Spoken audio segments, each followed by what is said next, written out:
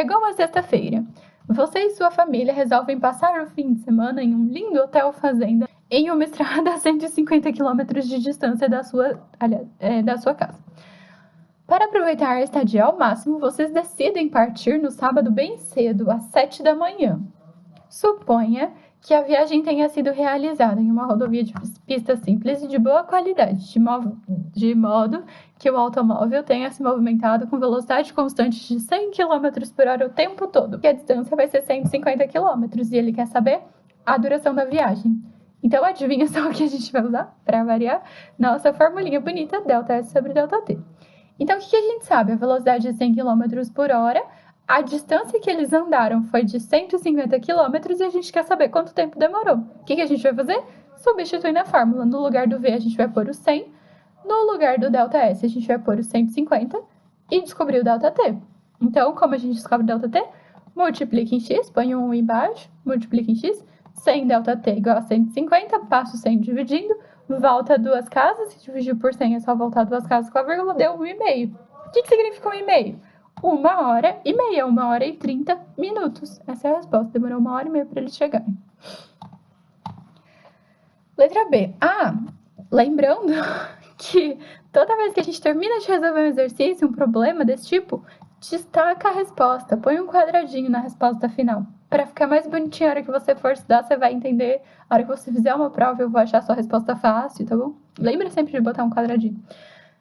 Na letra B, é o mesmo problema, lá dos 150 km de distância que você vai da sua casa até o lindo hotel fazenda. Aí ele diz o seguinte, suponha outra situação. Ele fez esse percurso em 2 trechos. No primeiro trecho, ele andou a uma velocidade de 120 km por hora, porque era uma rodovia nova, pista dupla, então podia andar mais rápido. Ao final desse trecho, vocês fizeram uma parada de 15 minutos para descansar e reabastecer. Ou seja, parou, ficou 15 minutos parado.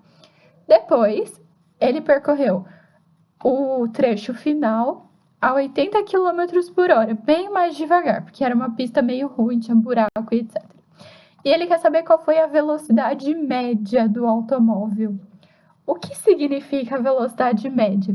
Se tivesse andado sempre com a mesma velocidade nesse mesmo trecho, sem fazer parada, sem mudar de velocidade, continuando sempre do mesmo jeito, e demorando exatamente o mesmo tempo, que ele disse que foi 1h30, qual seria o valor da velocidade?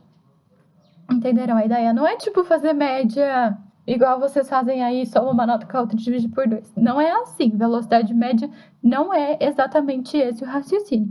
Como a gente vai fazer para calcular a velocidade média? A gente vai usar a nossa formulinha bonitinha favorita. O que muda? A gente vai ter que pensar que a velocidade média é igual ao total que eles andaram dividido pelo total que eles demoraram, certo? Então, importa que o primeiro pedaço foi 120 km por hora e o segundo pedaço foi 80 km por hora? Não, não importa. Importa que eles ficaram 15 minutos parados? Nesse caso, não importa, porque ele já disse que o total de duração da viagem foi 1h30. Então, os 15 minutos já está embutido nesse 1h30, tá bom? Então, o que a gente sabe? Eles andaram no total 150 km. 150 km. E quanto tempo demorou no total? 1h30. Se eu puser 1h30, eu não vou conseguir fazer conta com isso. Então, eu vou transformar para decimal, 1,5 horas. E eu quero descobrir a velocidade, tá?